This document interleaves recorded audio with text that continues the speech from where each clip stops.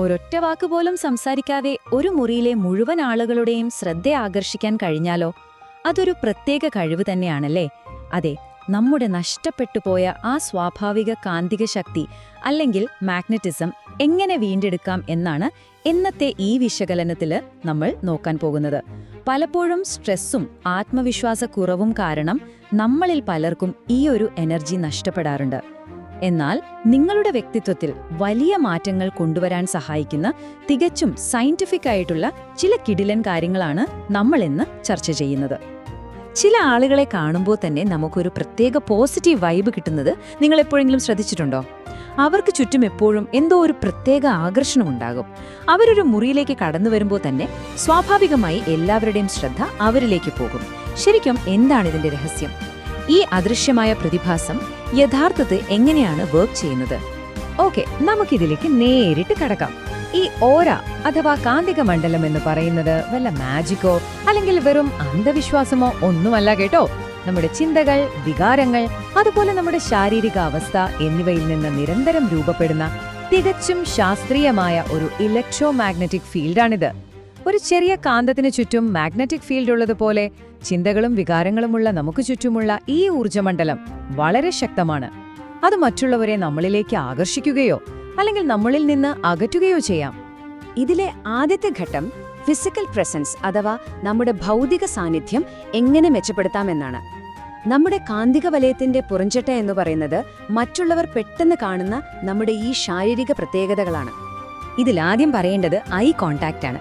കണ്ണിൽ നോക്കി സംസാരിക്കുന്നത് മറ്റുള്ളവരിൽ വലിയൊരു വിശ്വാസം ജനിപ്പിക്കും. എന്നാൽ പലർക്കും ഇത് ഭയങ്കര ബുദ്ധിമുട്ടാണ്. പെട്ടെന്നൊരു ടെൻഷൻ വരും. ഇതിനൊരു സിമ്പിൾ സൈക്കോളജിക്കൽ ട്രിക്ക് ഉണ്ട്. സംസാരിക്കുമ്പോൾ അവരുടെ കണ്ണുകളുടെ നിറം എന്താണെന്ന് ശ്രദ്ധിക്കാൻ ശ്രമിക്കുക. അങ്ങനെ ചെയ്യുമ്പോൾ നിങ്ങളുടെ ടെൻഷൻ മാറി ഫോക്കസ് ആ നിറം കണ്ടുപിടിക്കുന്നതിലേക്ക് മാറും. അതോടെ ഐ കോണ്ടാക്ട് വളരെ നാച്ചുറൽ ആയിത്തീരും. രണ്ടാമത്തെ കാര്യം ഓപ്പൺ ആയിട്ടുള്ള ശരീരഭാഷയാണ്. നിങ്ങൾ എപ്പോഴെങ്കിലും ശ്രദ്ധിച്ചിട്ടുണ്ടോ, നമ്മൾ പേടിച്ചോ അല്ലെങ്കിൽ കോൺഫിഡൻസ് ഇല്ലാതെയോ ഇരിക്കുമ്പോൾ ശരീരം വല്ലാതെ ചുരുങ്ങിയിരിക്കും. ഇത് നിങ്ങളുടെ ഓരയെ ശരിക്കും ഡൗൺ ആക്കും. പകരം ഇരിക്കുമ്പോഴും നിൽക്കുമ്പോഴും കുറച്ചുകൂടി സ്പേസ് എടുക്കുക. തോളുകൾ വിരിച്ചു പിടിച്ച് തല ഉയർത്തി നല്ല ഉറപ്പോടെ നിൽക്കുന്നത് കാണുന്നവർക്ക് തന്നെ വലിയൊരു പോസിറ്റീവ് എനർജി നൽകും. ഇതിന്റെ സയൻസ് എന്താണെന്ന് നോക്കാം. ഇത്തരത്തിൽ നെഞ്ചുവിരിച്ചു നിൽക്കുന്നത് വെറും ഒരു ഷോ ഓഫ് അല്ല, ഇതൊരു ജീവശാസ്ത്രപരമായ ഹാക്കാണ്. ഇങ്ങനെ നിൽക്കുമ്പോൾ നിങ്ങളുടെ ശരീരത്തിൽ ആത്മവിശ്വാസം നൽകുന്ന ടെസ്റ്റോസ്ട്രോൺ ഹോർമോൺ കൂടുകയും സ്ട്രെസ് ഉണ്ടാക്കുന്ന കോർട്ടിസോൾ കുറയുകയും ചെയ്യും. ചുരുക്കി പറഞ്ഞാൽ നിങ്ങളുടെ പോസ്ചർ ശരിയാക്കുന്നത് വഴി ഉള്ളിൽ നിന്ന് തന്നെ നിങ്ങൾക്ക് യഥാർത്ഥ കോൺഫിഡൻസ് ഫീൽ ചെയ്തു തുടങ്ങും.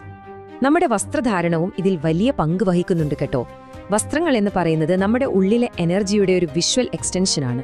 ഉദാഹരണത്തിന്, ചുവപ്പ് നിറം പവറും പാഷനും കാണിക്കുമ്പോൾ കറുപ്പ് ഒരുതരം മിസ്റ്റീരിയം എലഗൻസും നൽകുന്നു.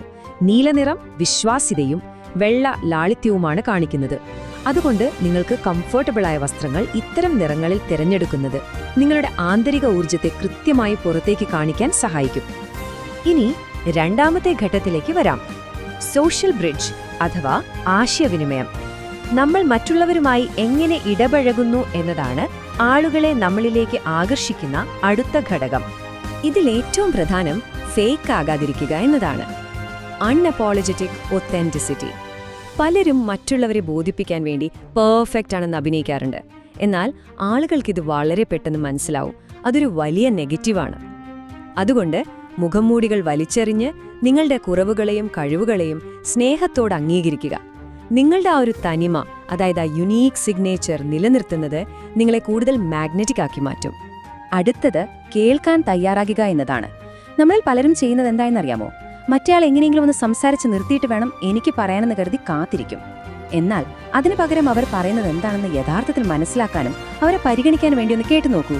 ആ മാറ്റം വളരെ വലുതാണ്. നിങ്ങളങ്ങനെ കേൾക്കാൻ തയ്യാറാകുമ്പോൾ സ്വാഭാവികമായും ആളുകൾ നിങ്ങളിലേക്ക് ആകർഷിക്കപ്പെടും. സംസാരത്തിൽ ശ്രദ്ധിക്കേണ്ട ചില കാര്യങ്ങൾ കൂടിയുണ്ട്. എനിക്കറിയില്ല എന്ന് പറയുന്നതിന് പകരം ഞാൻ ശ്രമിക്കാം എന്ന് പറഞ്ഞു നോക്കൂ. വളരെ ശാന്തമായി സംസാരിക്കുക. സംസാരിക്കുമ്പോൾ വാചകങ്ങൾക്കിടയിൽ ചെറിയ ഇടവേളകൾ നൽകുന്നത് നിങ്ങളുടെ വാക്കുകൾക്ക് കൂടുതൽ ഗാംഭീര്യം നൽകും. വെറുതെ തലച്ചോറിൽ നിന്ന് ചിന്തിച്ചു പറയുന്നതിനേക്കാൾ ഹൃദയത്തിൽ നിന്ന് സംസാരിക്കുമ്പോൾ അത് മറ്റൊരാളിലേക്ക് എളുപ്പത്തിൽ കണക്റ്റ് ആകും. ഇനി ഏറ്റവും പ്രധാനപ്പെട്ട മൂന്നാമത്തെ ഘട്ടത്തിലേക്ക് വരാം. നമ്മുടെ ആന്തരിക ഊർജം. നിങ്ങളുടെ ഉള്ളിൽ കൃത്യമായ ഊർജവും ആത്മവിശ്വാസവും ഇല്ലെങ്കിൽ നമ്മൾ ഇതുവരെ പറഞ്ഞ പുറമേയുള്ള കാര്യങ്ങൾ കൊണ്ടൊന്നും വലിയ ഫലമുണ്ടാകില്ല എന്നതാണ് സത്യം. എനർജി ലെവൽ എപ്പോഴും ഹൈ ആയി നിലനിർത്താൻ ചില കാര്യങ്ങൾ ശീലിക്കേണ്ടതുണ്ട്. 1. പോസിറ്റീവായിട്ടുള്ള ചിന്തകളോടെ ദിവസം തുടങ്ങുക.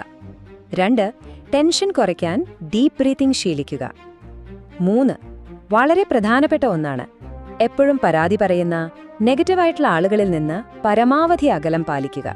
ഇത് നിങ്ങളുടെ എനർജി ചോർന്നു പോകാതെ സംരക്ഷിക്കും. മറ്റൊരു കാര്യം സ്വയം സ്നേഹിക്കുക എന്നതാണ്.